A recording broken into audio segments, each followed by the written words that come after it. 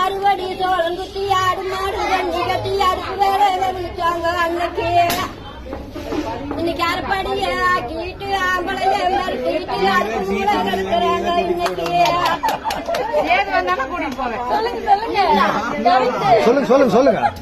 கம்மஞ்சோறு சோளத்துக்கு கருகி போனது சோறு கருக்கு நல்லா குடிச்சாங்க அன்னைக்கு.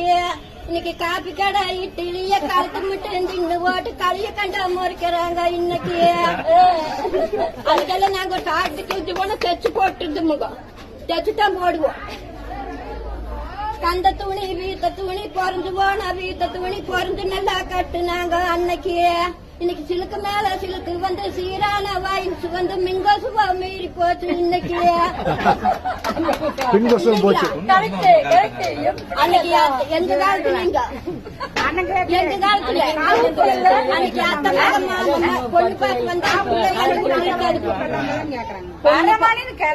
பொண்ணு பார்க்க வாரானா அந்த பிள்ளைகளுக்கு சமாசம் தட்டு அந்த பிள்ளைங்க அந்த வீட்டுல இருக்காது.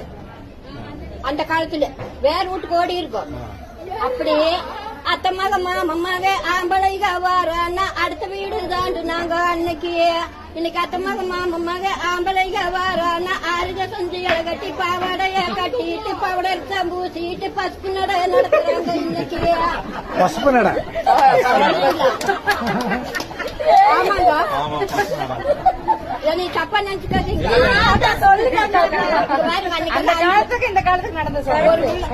அஞ்சு புள்ள 6 புள்ள இருந்தாலும் கூட ஒரு பையன் வேணும்னு பழனிக்கு 12 அமாவாசை போனாங்க.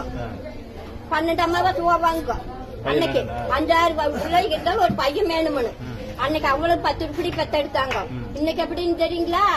இன்னைக்கு அன்னைக்கெல்லாம் புள்ள குட்டி வேணும்னு கோயக்குளம் போனாங்க கும்பிட்டாங்க சாமிகளை அன்னைக்கு.